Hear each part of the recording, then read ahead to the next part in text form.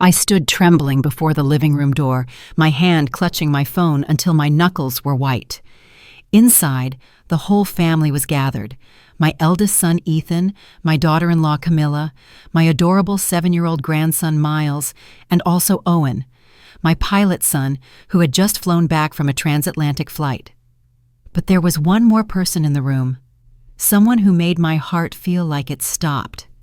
Catalina, Camilla's identical twin sister. The woman who for the past 3 weeks had been living in this house, pretending to be my daughter-in-law. "Mom," Ethan's voice trembled from inside. "Are you sure?" I closed my eyes, taking a deep breath. 65 years on this earth, I never thought I would have to face such a cruel deception. In my jacket pocket were the photos taken by Detective Ivy Chen. The real Camilla was kissing a wealthy man named Holden Pierce by the shore of Lake Union. Meanwhile, right here in my house, another woman with the exact same face was cooking dinner for my family. "I'm sure, son." I opened the door and stepped in, my voice unexpectedly deep and resolute. "I even have your wife's passport here, the one used to check in for a flight to Paris on the 15th of last month, the very day your brother Owen was the co-pilot on that flight." Camilla, or rather Catalina, turned pale, rising from the chair. Miles, my little grandson, looked up with wide, innocent eyes full of confusion. "Grandma, why are there two mommy?"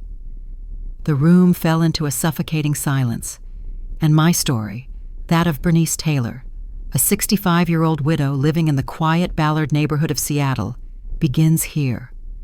But to understand why I am standing here, amidst this tearful confrontation, I have to tell you the story from the beginning, starting with that seemingly ordinary morning 3 weeks ago. I sat motionless for nearly 10 minutes, staring at the door that Camilla, or someone, had just walked through. Outside, the Seattle sun was still gentle, eerily peaceful. Inside me, the storm was just beginning. I walked to the window. Camilla's back turned the corner, her woven basket swaying. Everything was too normal, to the point of being frightening. My hand shaking, I called Owen back.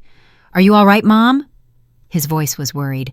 "Owen, could you take a picture of that passport for me?" "Sure, sending it right away." 2 minutes later, my phone vibrated. The photo appeared. Passport of Camila Rosa Reyes. Date of birth, March 15, 1990, Mexican nationality. It was dense with entry and exit stamps. The most recent stamp, Seattle-Tacoma International. Departing August 10th, 2025, 6 a.m. Destination, Paris, CDG. This morning. That very flight this morning. I slumped onto the chair. A person cannot be in 2 places at once unless the person in my house is not Camilla. I couldn't swallow anything that afternoon. My eyes kept lingering on the photos taped to the refrigerator. Camilla hugging Miles' last birthday, Camilla with Ethan at Mount Rainier, Camilla smiling with me on Christmas Eve. It was all Camilla, but now I wasn't sure which one was real. I decided to try a small test. At 2 in the afternoon, Camilla returned from the market, arms full of ripe red tomatoes, onions, and cilantro. "Mom, I'm back with the groceries." "Thank you, dear." "Ah, I was planning to make Miles's favorite tomato soup, but I forgot the recipe. Do you remember it? You taught me years ago." She hesitated. Her eyes seemed to be searching her memory. The recipe. I'll have to check my notebook, Mom." My heart sank. The real Camilla had never forgotten that dish. We'd been cooking it for 8 years, and she even added fresh basil as a little secret. The woman standing before me didn't remember. "Never mind, dear. I'll just eyeball it," I smiled gently. She nodded and went upstairs. I waited for her footsteps to completely fade before opening the living room cabinet drawer, where we kept the documents. Ethan's passport, present. Miles's present. Mine, present. Camilla's, missing. I searched again. Still gone. Because it was currently in Owen's hands on the flight to Paris. It was all clear. The real Camilla was in Paris with some man. And the person here, who was she? And why did she have to pretend? I tossed and turned that night. I thought about Ethan, my sincere son, who loved his wife dearly. He was completely unaware. Every evening he still kissed Camilla on the forehead, still hugged her tenderly. If I told him, would he believe me? Or would he think his aging mother was delusional? At 3 a.m., I dozed off, dreaming of Richard standing in the daisy garden. He said, "Bernice, the truth hurts, but it sets you free." The next morning, I woke up with clear determination. I had to find the truth, but I couldn't do it alone. I remembered Ivy Chen, an old friend from the Ballard Community Center Knitting Club, who used to be a private investigator specializing in infidelity and missing persons cases. Her face was gentle, her smile warm, but the eyes behind her round glasses were sharp enough to pierce through lies. I called Ivy at 9 o'clock. "Bernice! Long time no see." "I need your help, Ivy." My voice shook. Ivy immediately grew serious. "What happened?" I told her everything. Owen's call, the missing passport, Camilla forgetting the soup recipe, the details that were just a millimeter off. Ivy was silent for a few seconds, then asked directly, "Bernice, have you ever heard of twins?" My heart skipped a beat. Twins? Exactly. If two people look so identical, the chances are high that Camilla has an identical twin, and that person is standing in for her in your house. The idea sounded crazy, but not impossible. "Can you help me?" "Yes, but you must absolutely not let her sense your suspicion. Just live normally. If she realizes, you'll lose your advantage." "I understand." "I need photos of Camilla. As many as possible, especially old photos from Mexico, plus family information, parents, siblings, anything I remembered the wedding album in Ethan's room." "I have them. I'll send them to you. Good. Leave the rest to me. You stay in character. Cook, play with Miles, talk to Camilla as usual. Wait for my signal." I hung up. From now on, I had to live in my own house like an actress, pretending to trust, pretending to be at peace, while right next to me, a strange woman slept in my son's room, ate at my dinner table, and hugged my grandson every night. If everything is a card trick, which card will flip first, an outside trail or a memory error? And I still didn't know who she was and what she really wanted. 3 days passed like 3 years. I lived in my own house like a stranger, observing every gesture, listening to every word, remembering every detail. Every morning I still had to smile.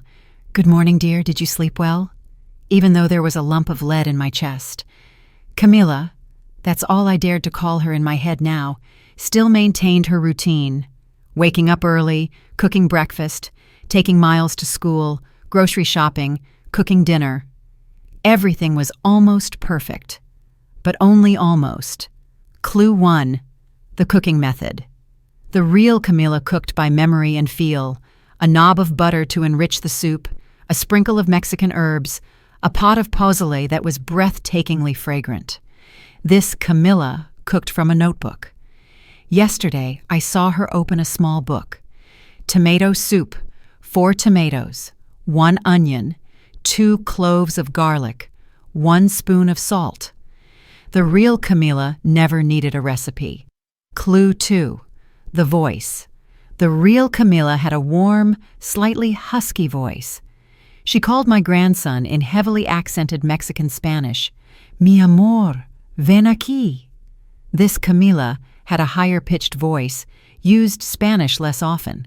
She often said in English, "Sweetie, come here." Miles didn't notice, but the ears of a 65-year-old mother couldn't be mistaken. Clue 3. Her behavior with Ethan. The real Camilla often gently touched her husband's shoulder, kissed him on the cheek before sleeping. This Camilla was polite. Too polite. Last night, when Ethan hugged her from behind, she flinched, forced a smile, and patted his hand like comforting a friend, not a husband. In her eyes, there was no love, only duty. On the fourth day, Ivy Chen called. I went to the back porch and closed the door. "Bernice, I have news." I checked the records. Camila Reyes has an identical twin. I was stunned. Her name is Catalina Reyes. Both were born on March 15th, 1990, in Guadalajara. The family was poor, and the two were separated when they were young.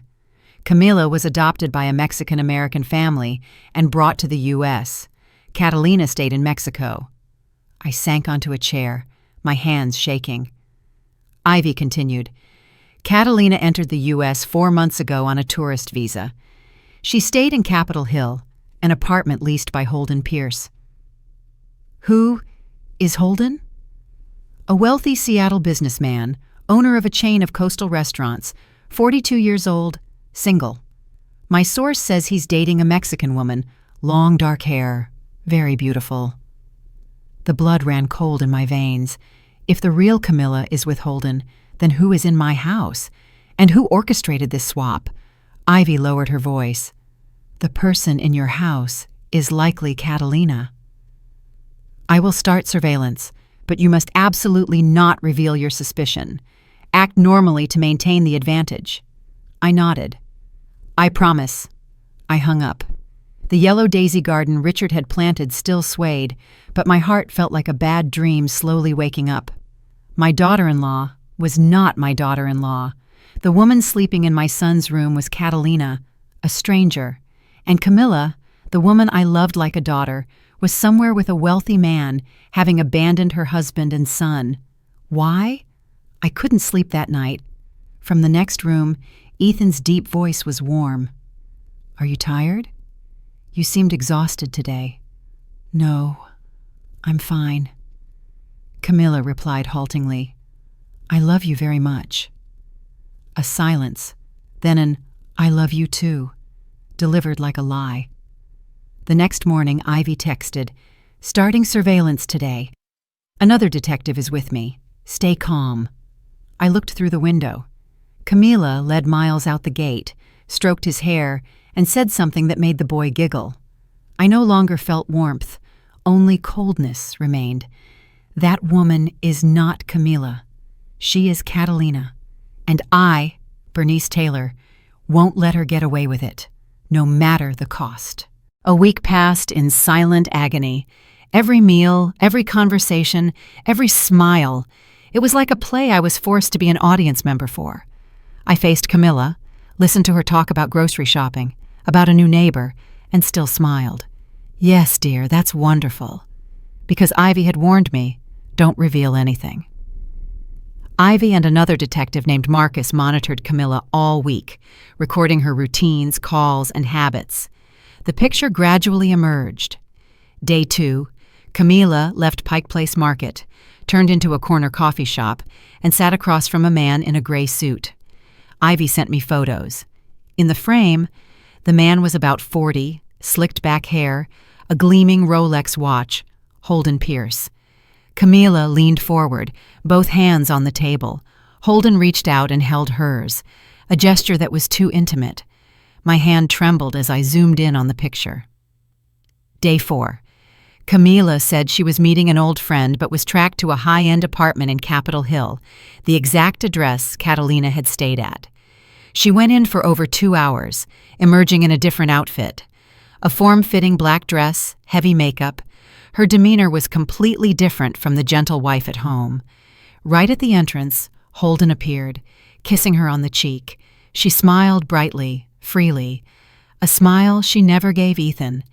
The anger flared up inside me, not at Catalina, but at the real Camila, the daughter-in-law I once loved, like my own child.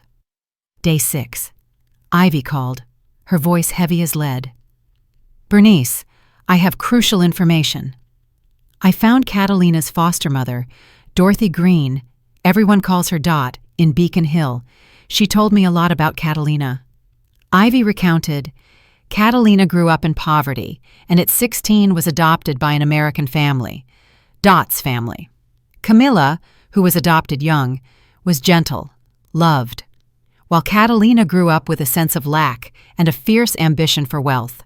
Since the sisters found each other online 3 years ago, a silent jealousy had been simmering. 6 months ago, Catalina disappeared. Only now did Dot know she was in Seattle and living as Camilla. I asked the most painful question. Does Camilla know, or was she also deceived? Ivy was silent, then said, I checked Camilla's flight history for the past 6 months. She flew to Paris 4 times, always meeting Holden Pierce. In Seattle, she only returned for holidays and important milestones, which means... I closed my eyes. Which means Camilla knows. She let Catalina replace her. Yes, this was a planned scheme. I slumped down, burying my face in my hands. Camilla, the one I trusted, had split her life into 2 halves. One half was the perfect wife and mother in Seattle. The other was the mistress of a wealthy mogul in Paris. Catalina, the deprived child, was pulled in, becoming a pawn. Most painfully, Ethan had no idea. Innocent Miles didn't understand why Mommy was gentle today, but distant tomorrow. Ivy, what do we do now? You need undeniable proof, the real Camilla and Catalina appearing together, or a confession. I have a plan, but we have to wait for Camilla to return to Seattle for the confrontation. If 2 women with the same face walk into this house simultaneously, who will speak the truth first, and who has nothing left to lose? That evening, I watched Camilla scoop rice for Miles. Eat all your vegetables, sweetie, so you can grow up big and strong like Daddy. Ethan sat next to them, smiling gently, a perfect family picture, but a lie. My phone vibrated. A text from Ivy. Camilla will return to Seattle next Friday. She has booked a ticket. That's when we act. I closed my eyes, taking a deep breath. 1 more week. During that time, I had to continue playing the role of composure, sitting at the dinner table, smiling at the woman impersonating my daughter-in-law, hugging Miles every night, knowing that the truth was poised to shatter Ethan's heart. But I am a mother. I will protect my family, no matter how brutal the truth may be. The longest week of my life began. Every morning I woke up with the sensation of a stone pressing on my chest. The Seattle sunlight streamed through the curtains, the sound of birds echoed from the garden. Everything was as peaceful as usual. Only inside me did a storm rage. Every meal became a torture. I sat across from Camilla, watching her scoop rice, smile, and talk with Ethan about weekend plans, while in my head, the photos Ivy sent repeated themselves, her kissing Holden Pierce, stepping out of the apartment in a seductive black dress, her face radiant with a smile meant for a man who wasn't her husband. Mom, please eat. Why are you staring at me? Camilla's voice brought me back to the present. She looked at me, her eyes seemingly worried. Oh, it's nothing, dear. I'm just thinking about your father-in-law. I forced a smile. Today is the 11th anniversary of his passing. Ah, Camilla nodded, her voice gentle. You miss Dad, don't you? I nodded, but inside, I just wanted to scream, don't pretend to care about me. Don't call Richard Dad. You have no right. I swallowed it all down, offering a weak smile. Yes, I miss him very much. Ethan reached out and held my hand. Don't be sad, Mom. Dad is in a better place. Tears welled up in my eyes, not for Richard, but for my son, a good man being cruelly deceived. I observed Camilla more closely, not just what she did, but also what she didn't do. The real Camilla always sang when she cooked, Cielito lindo, La Bamba, Bésame mucho. Her voice was clear and sweet, delighting the whole family. This Camilla cooked in silence. Occasionally she checked her phone for a recipe, but she didn't sing. Miles noticed. Yesterday, he ran into the kitchen, hugging Camilla's leg tightly. Mommy, why don't you sing anymore? I love hearing you sing. Camilla stopped, stroked Miles's hair. Mommy, Mommy is just a little tired, sweetie. But you haven't sung all week. Are you sick? No, my love. Mommy is just thinking about work. Miles nodded, but his eyes were still suspicious. He glanced over at me and whispered, Grandma, my mommy is different. Do you see it? My heart felt torn. A 7-year-old child could sense the difference, yet Ethan, the adult, had no idea. Perhaps love makes people blind. That night, I dreamed the real Camilla stood in the yellow daisy garden. She turned around, tears streaming down her face. Mom, I'm sorry. Why did you do this? Why did you betray us? Camilla shook her head, her voice choked. I don't love Ethan anymore. I'm tired. I want a different life, a life that is freer. What about Miles? What about your son? She remained silent, then turned away, dissolving into the mist. I bolted upright at 3 a.m., drenched in cold sweat. Seattle outside was swallowed by darkness.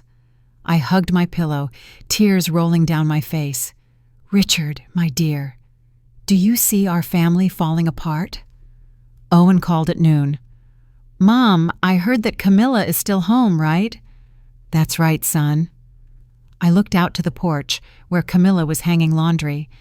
It's the flight that day. I met her in Paris. I'm 100% sure. Yet she's still at home. This is too strange. I was silent. I couldn't tell Owen yet. It wasn't the right time. Don't worry, son. I am. Handling it? What is going on, Mom? It's nothing, dear. I'll tell you later. Just continue your flights as usual. Owen hesitated, then nodded. Yes, Mom. Call me if you need anything. I looked outside.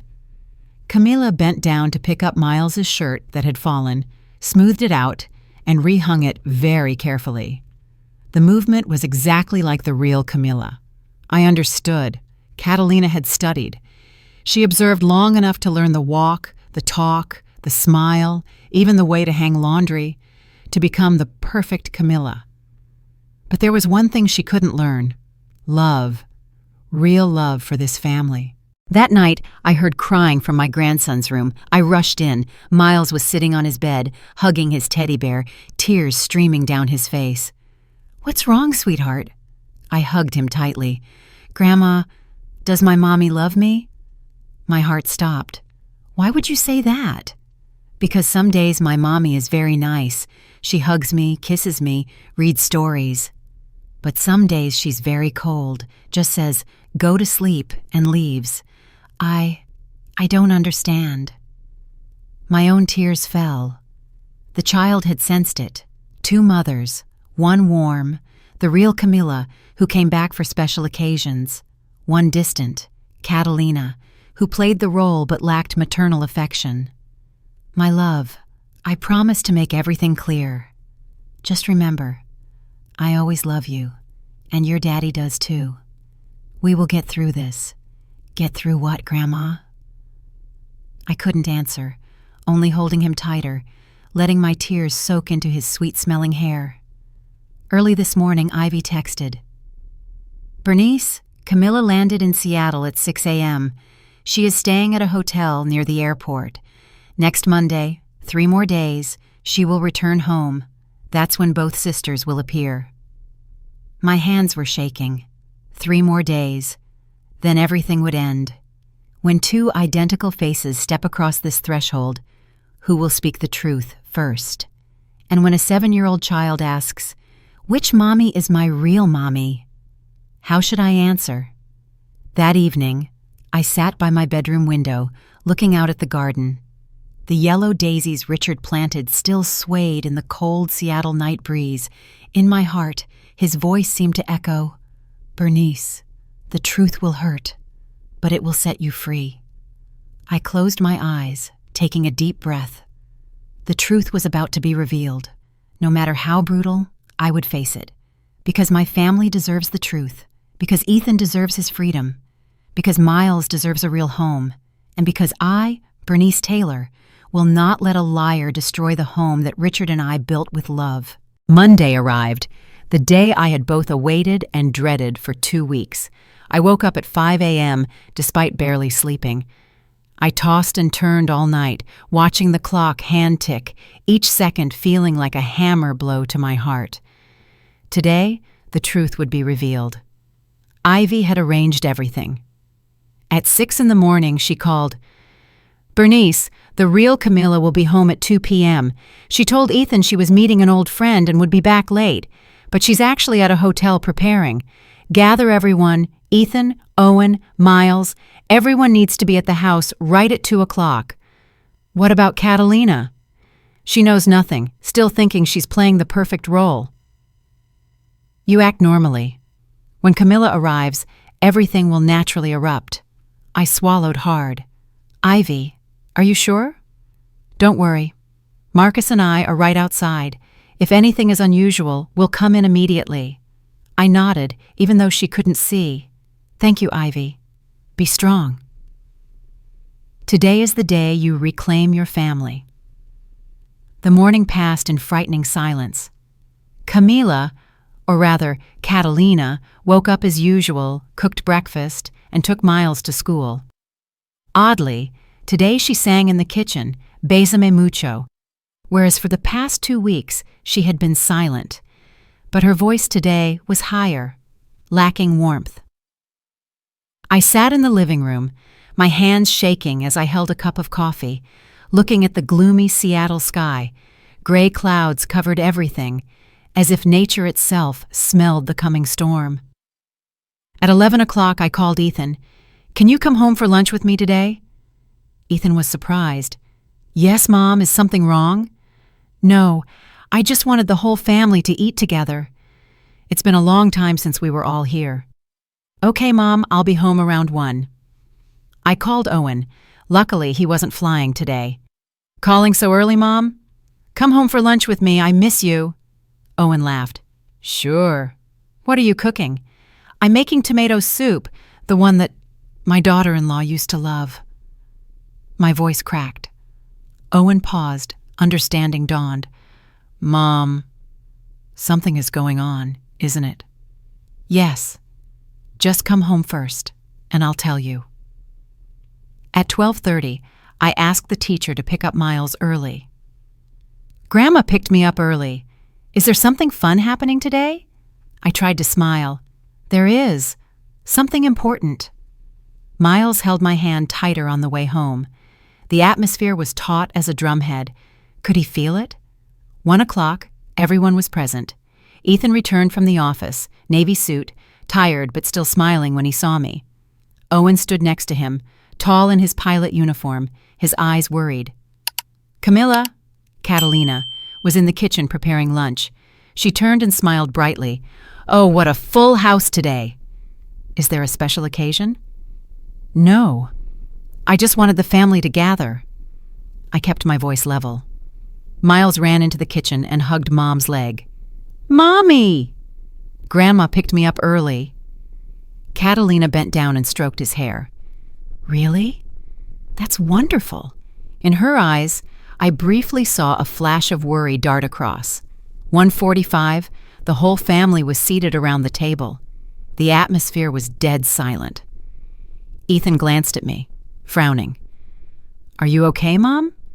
You haven't eaten anything." "I'm fine," I replied, my hand trembling too much to hold the spoon. Owen looked at Camilla, then at me. He understood. Something was about to happen. The clock ticked. 1:50, 1:55, 2:00. The doorbell rang. Everyone froze. Catalina stood up. "Who could that be?" "I'll get it." "No!" I sprang up, my voice sharp. "I will." Catalina stopped short, surprised. I walked to the door, my hand gripping the doorknob tightly. Behind me, the whole family watched. I opened the door. Camilla stood there. The real Camilla. Long dark hair down, a face identical to the woman inside the house, but with different eyes, sharper, colder. She wore a black leather jacket, tight jeans, pulling a suitcase. Beside her was Holden Pierce, tall, handsome, in an expensive suit. "Hello, Mom." Camilla smiled, a smile completely devoid of warmth. Behind me, the sound of a chair scraping. Catalina walked out, frozen.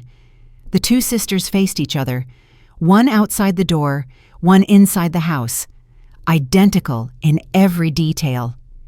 Ethan shot to his feet, his face pale. What is this?" Miles ran out, looking back and forth between the two women as if looking in a mirror. "Grandma, why are there two Mommy?" Owen stepped beside me, his voice icy.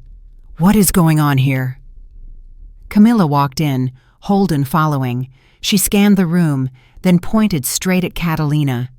"You did a good job, Catalina." "You replaced me perfectly." Catalina backed away, her face ashen. What are you talking about?" "Stop acting." "Everything is out." Camilla's voice was like steel. I stepped forward, my voice trembling but steady. "Camilla, or rather, the person who betrayed this family. Today, all the truth must come out." I turned to Ethan, looking directly into his utterly confused eyes. "Son, the person who has been with you for the past 2 weeks is not your wife." "What?" Ethan staggered, having to lean against the wall. "What are you saying?" "This person," I pointed at Catalina, "is Catalina Reyes, Camilla's identical twin sister. Camilla asked her sister to replace her so she could live with that man." I turned to Holden Pierce, my voice choked with indignation. "The wealthy mogul who stole my daughter-in-law."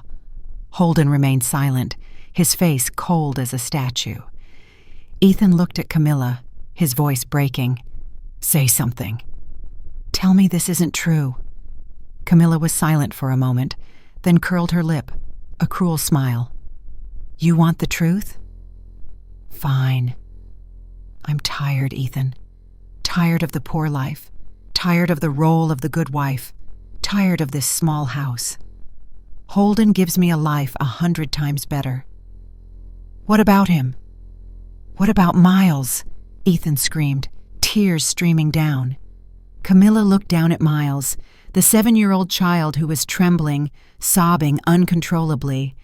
A moment of hesitation flickered across her eyes, then she turned away. "Miles will be fine with you and Mom. The child doesn't need a mother who doesn't love him." The words were like a knife. Miles burst into tears, rushing to hug me. "Grandma! What is Mommy saying? She doesn't love me?" I squeezed my grandson tight, tears falling uncontrollably. Owen stepped up, his voice ice cold. "Camilla, are you really this heartless?" Camilla didn't answer, only turned to Catalina. "Go back to Mexico. Your job is done." Catalina stood frozen, tears streaming down her cheeks. I'm sorry. I didn't know. I didn't know she was so cruel. I just wanted a family." Catalina's voice was broken. I understood. Catalina wasn't a villain. She was a poor girl exploited by her own sister. Two faces that were one stood in the same room. The confession had just fallen. But between truth and justice, what can save the heart of a 7-year-old child? The room plunged into suffocating silence. All that could be heard was Miles sobbing in my arms, the clock ticking on the wall, and the heavy, desperate breathing of Ethan, who stood like a statue, staring at the woman he had loved for 8 years. "Why?" Ethan's voice broke out, trembling with despair. "Why did you do this, Camilla? Was I not good to you? Did I not love you enough?" Camilla turned back, her eyes cold, devoid of emotion.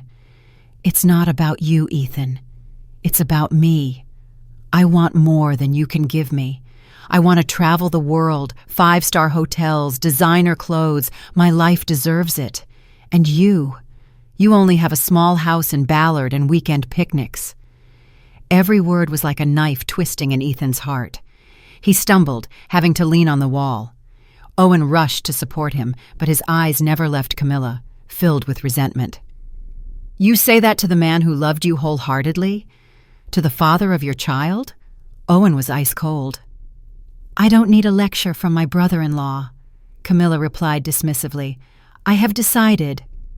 I will divorce Ethan. The lawyer has prepared the paperwork. Holden Pierce, who had been silent until now, stepped forward, placing a possessive hand on Camilla's shoulder, looking at Ethan with contempt. I will handle all the procedures. Camilla deserves a better life. I couldn't stand it anymore. I walked straight up, standing opposite Holden, my voice shaky but firm. Who do you think you are? You burst into my house, destroy my son's happiness, cause my grandson to lose his mother, and stand here as if you have the right? Holden frowned, remaining silent. I turned to Camilla, tears streaming down my cheeks. Do you know, I loved you like my own daughter. 8 years ago, you walked into this house. I hugged you and promised to love you. I taught you how to cook. I was beside you when you gave birth to Miles. I stayed up all night to care for you when you were sick. And now, you treat me like this? Camilla avoided my gaze. A fleeting moment of guilt passed, then she hardened again. You were good to me, but I can't live someone else's life forever. What about Miles? I pointed down at the trembling grandson in my arms. Look into your son's eyes and tell him you don't love him. Camilla looked at Miles. This time her eyes wavered. Miles looked at his mother, or the person he believed was his mother, his eyes red and swollen, tears streaming down. Mommy, do you really not love me? Did I do something wrong? Miles's voice caught, breaking into sobs. A 7-year-old child was asking himself if he was worthy of love. Camilla turned her face away, her voice dry. Miles will forget me. Children forget easily. No! I screamed, the pain tearing at my chest. Children do not forget easily. They will remember. They will hurt. And they will wonder for the rest of their lives why their mother abandoned them. Catalina, silent from the beginning, suddenly stepped forward. She knelt down in front of Miles, tears streaming. Miles, my love. I'm sorry. I'm sorry I lied to you, but there's one thing I want you to know. I love you. Truly. Miles flinched slightly, trembling. Auntie, who are you? I am Catalina, your mother's sister. I lived here in your mother's place for a while. At first, I was just helping my sister, but I truly fell in love with you. When I read you bedtime stories, when I baked cookies, when I hugged you, it was all real. I wasn't acting, Miles. I genuinely love you. Miles burst into tears, throwing his arms around Catalina. Auntie, please don't leave me. Please don't go. Catalina hugged my grandson tightly, sobbing uncontrollably. I'm sorry, my love. I'm sorry for everything. I watched the scene. My heart shattered. Catalina, the poor girl exploited by her own sister, had found love in this house. She loved Miles like her own child. And now, she too had to face the pain of separation. Ethan stepped forward, standing in front of Camilla. His voice was no longer desperate, only filled with deep weariness. You want a divorce? Fine. I will sign. I'll let you go. But one thing, Miles stays with me. You are not allowed to appear in his life again. Camilla nodded, chillingly. Keep him. I don't need him. Those words were like a slap for all of us. Owen jumped up, furious. You are the worst mother I have ever seen. Camilla didn't answer. She turned to Holden. Let's go, dear. Holden nodded, picking up Camilla's suitcase. They headed toward the door. Before crossing the threshold, Camilla stopped, looking back at me. For the first time, tears welled up in her eyes. Mom, I'm sorry.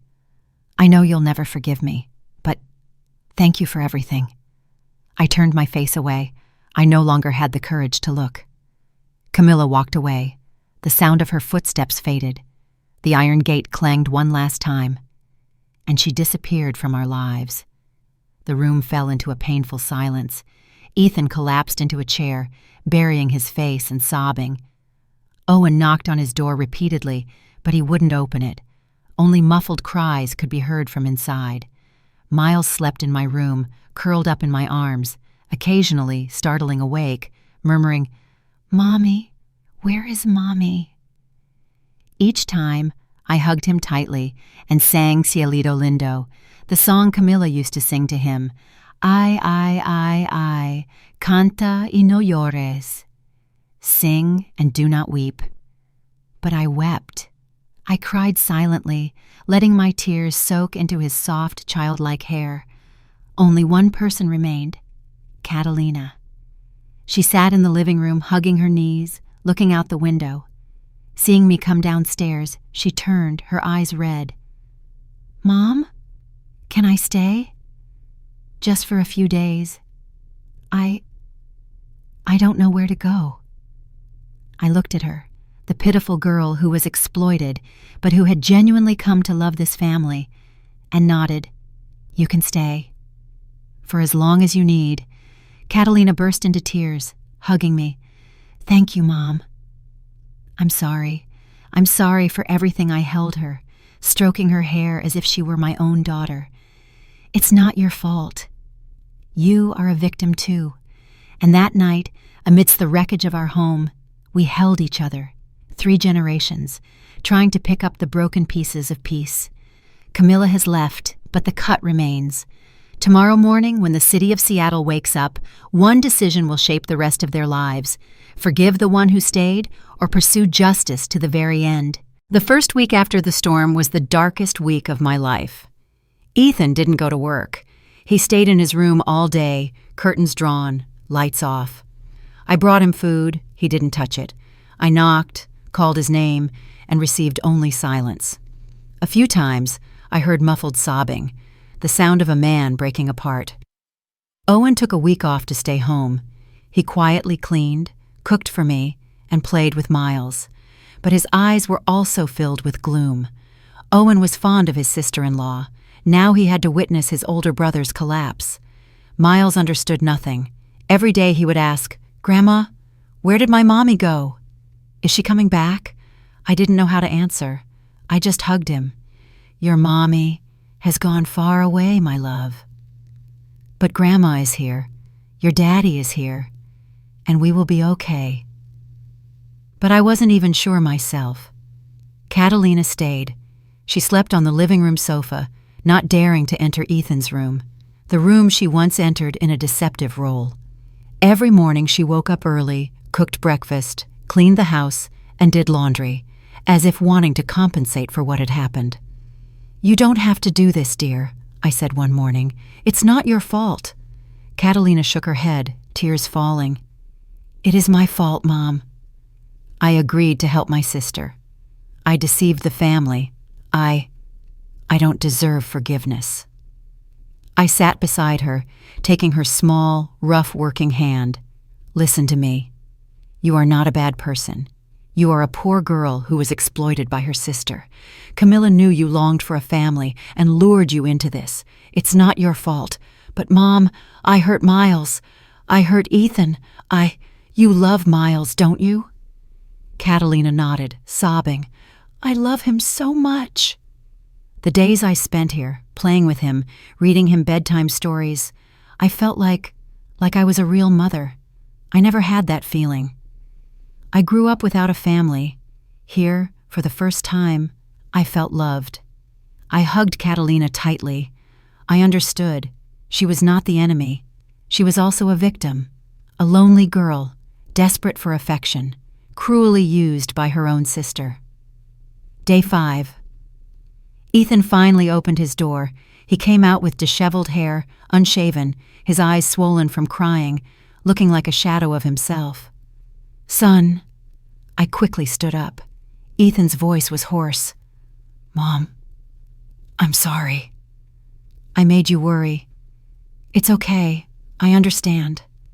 I hugged him, feeling how thin his spine was through his shirt. "Do you want anything to eat?" Ethan shook his head, looking around the living room, a place once full of laughter. His gaze stopped at Catalina. Catalina stood by the kitchen, holding a cleaning cloth, completely still. They looked at each other, a betrayed husband and the person who had played the role of his wife in a lie. I'm sorry, Catalina spoke first, trembling. You have the right to hate me. I deserve it. Ethan was silent for a moment, then sighed. I don't hate you. I'm just tired. He poured a glass of water, drank it all, and turned back. How long? Were you here? About 2 weeks, before everything broke. Ethan nodded. Those 2 weeks. Did you take good care of Miles? Catalina nodded, tears falling. I tried my best. I love Miles like my own son. Then, thank you. Catalina looked up, stunned. You?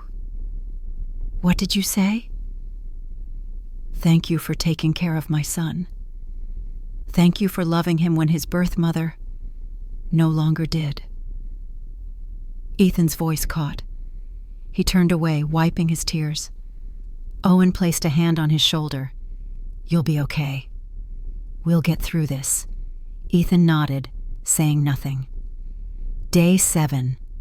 Miles ran into my room, holding my hand. Grandma, I drew a picture. Can you see it? On the table was a piece of paper with childlike drawings. My heart tightened. A family portrait, 5 people holding hands, smiling brightly. This is Grandma. Miles pointed to the tallest person. This is Daddy. This is Uncle Owen. This is me. And this, he pointed to the long-haired woman. This is Auntie Catalina. I paused. Why not? Your mommy? Miles shook his head seriously. My mommy left. She doesn't want to be with me. But Auntie Catalina, she's still here. She bakes cookies with me. She reads me stories. She loves me. Right, Grandma? Tears streamed down my face. A 7-year-old child, innocent yet understanding, had seen everything clearly. Catalina stood in the corner of the room, heard him, and burst into tears. Miles turned and hugged her tightly. Don't cry, Auntie. I love you. Catalina hugged him, sobbing. I love you too, Miles. More than anything. From the doorway, Ethan watched the scene. In his eyes, a flicker of change. The 2nd week. Ethan returned to work. He was still quiet and sad, but he was trying. For Miles, for the family. Catalina stayed, helping me cook, manage the house, and take Miles to and from school. Gradually, she became an indispensable part of the household. One evening, I saw Ethan and Catalina sitting in the kitchen drinking tea. They didn't talk much, a comfortable silence of people slowly starting to understand each other. Do you hate me? Catalina asked softly. Ethan shook his head. No. You are a victim too. And you loved Miles. That means a lot to me. Catalina nodded, tears rolling. I apologize for everything. If I could go back, I would never have agreed. But if you hadn't agreed, you wouldn't have met us, wouldn't know Miles. And Miles wouldn't have you. Catalina looked up, surprised. Ethan smiled, the first real smile in 2 weeks. Life is strange, isn't it?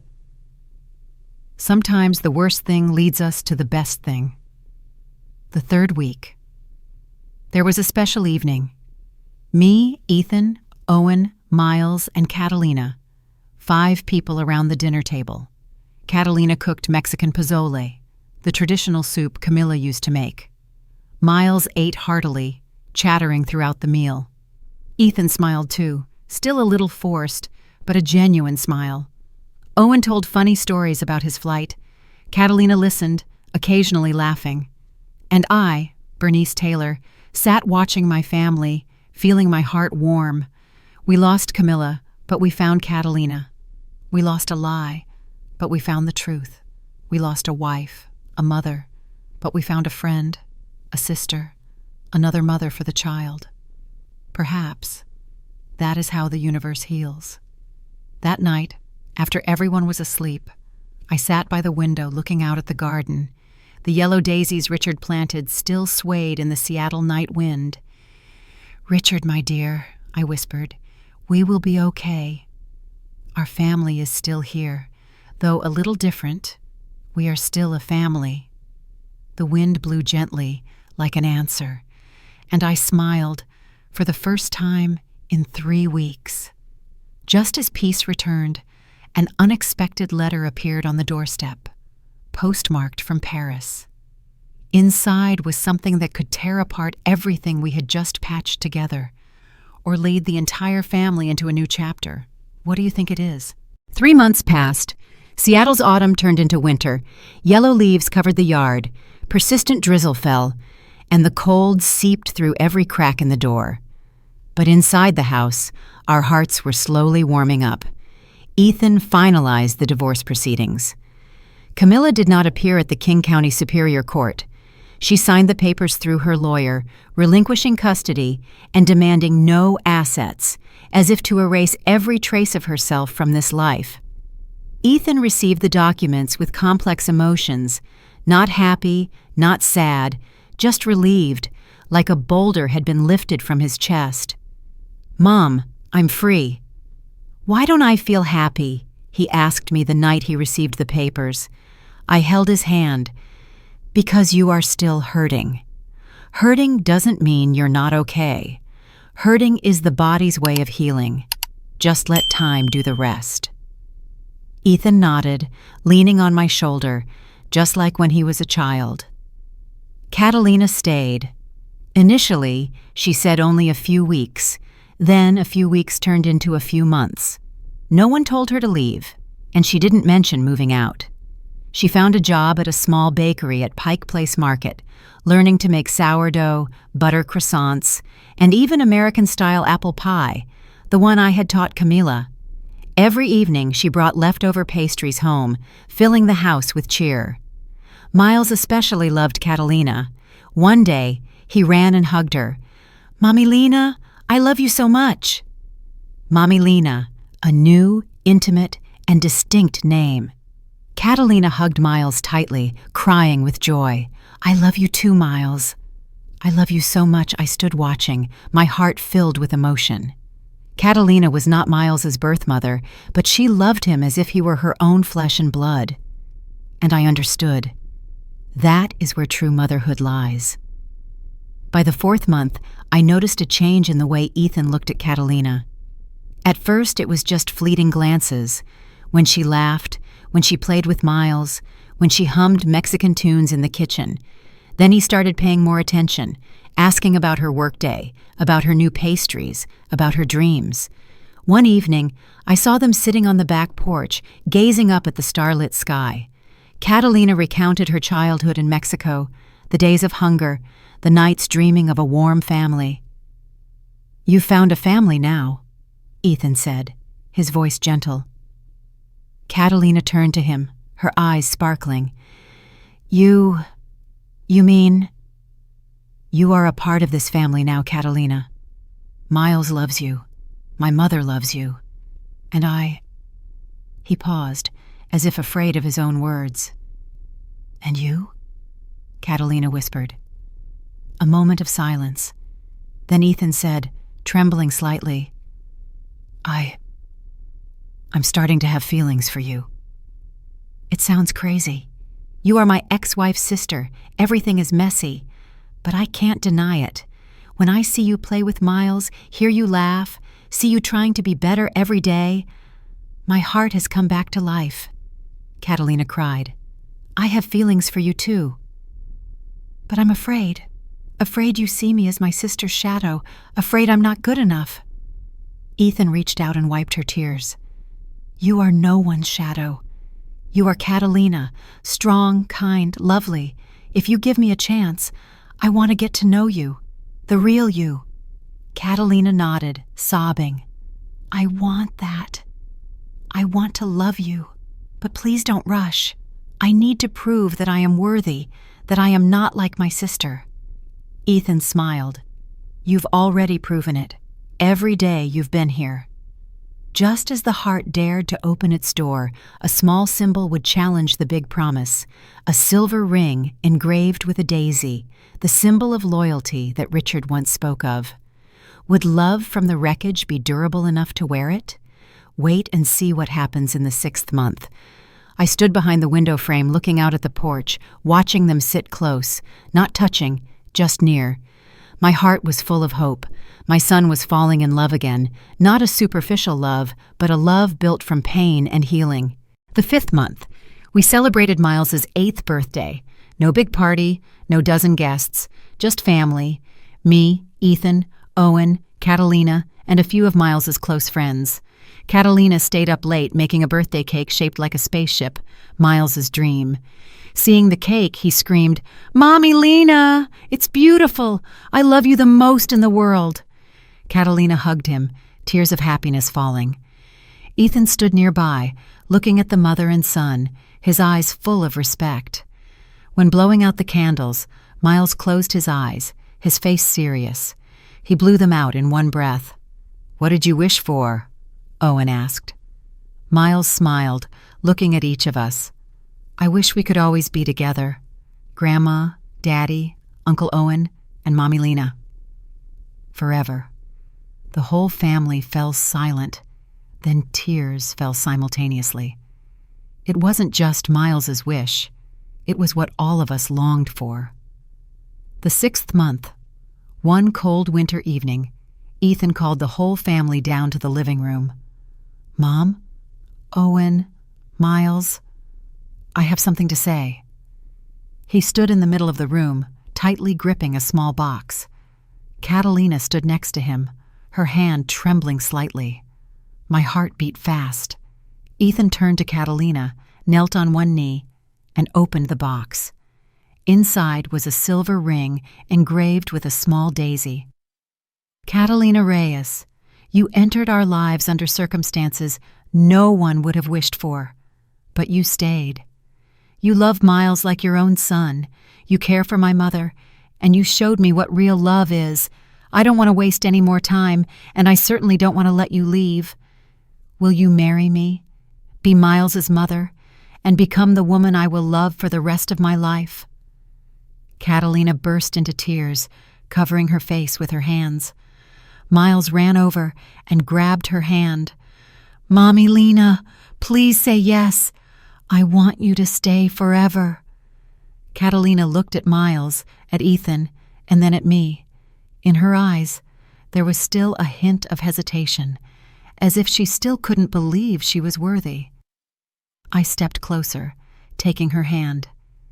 "You've been my daughter, Catalina, for a long time now. Now you just need to say yes." Catalina nodded, sobbing. "I say yes.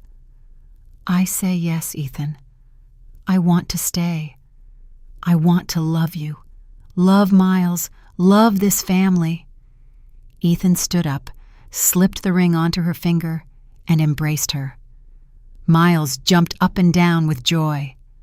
Owen clapped loudly, and I, Bernice Taylor, stood there, weeping profusely. But they were tears of happiness. My family was once broken, but from the wreckage, we rebuilt it, stronger, more sincere, and filled with love. If this story touched you, please subscribe to the channel so you don't miss the next chapters of healing. Every week, we tell more stories about family, truth, and love found again. Hit the bell to get new videos, leave a comment letting me know where you're listening from, and share this with someone who needs it today. Thank you for following along.